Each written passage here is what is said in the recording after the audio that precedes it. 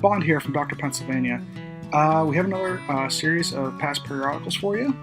These ones come from Philadelphia Record, July 29th, 1910.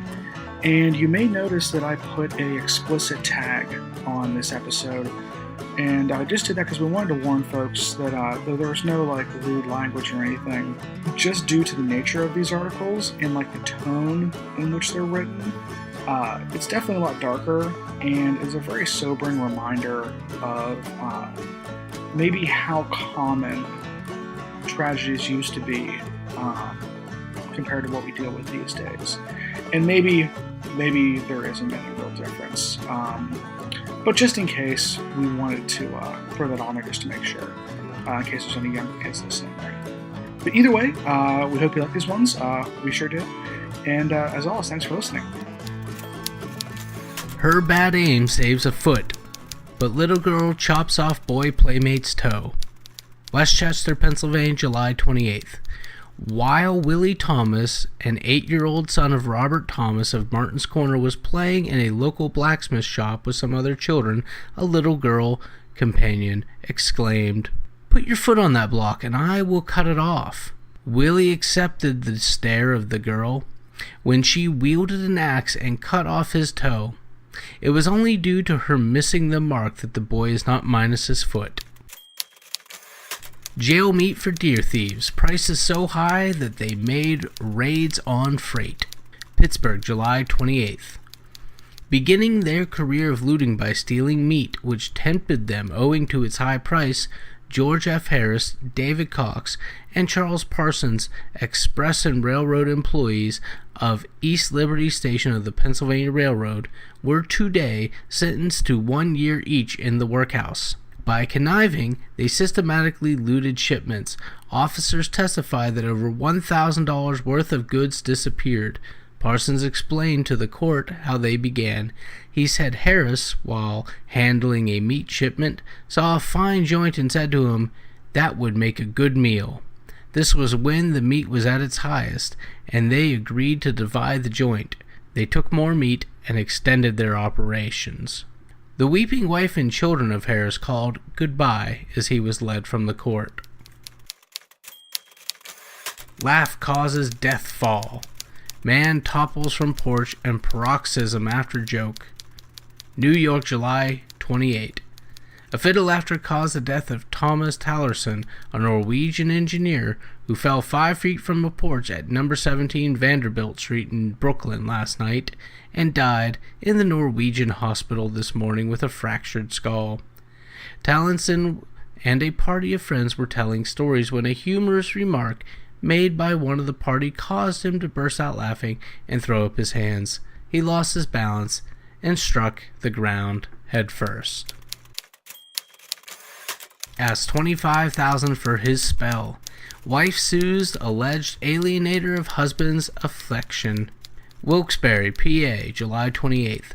Alleging that Frederick G. Nicholson, general manager of her husband's furniture business at Pittston, exercised a secret occult, mysterious, and hypnotic influence over her husband, and that by so doing he turned him against her and told false and malicious stories about her.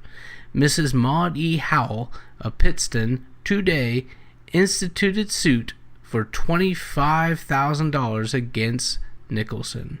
Mrs. Howell is the wife of Charles E. Howell, one of the best-known men in the county.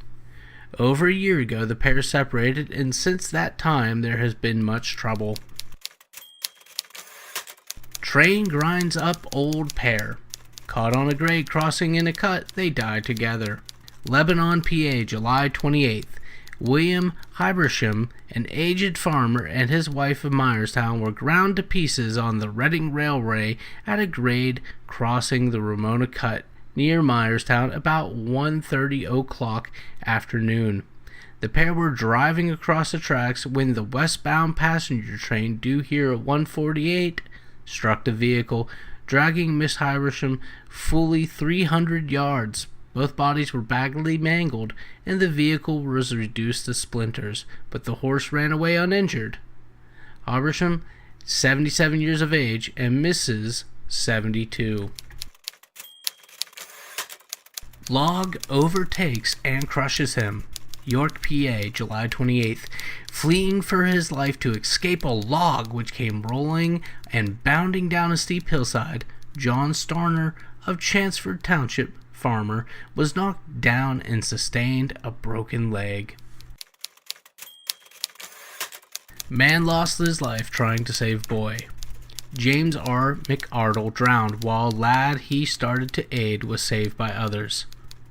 James R. McRaddle of number 748 North 19th Street was drowned in the Schuylkill River near Girard Avenue Bridge yesterday afternoon while attempting to save 8-year-old Joseph Fernan of number 1487 North 53rd Street from a similar fate.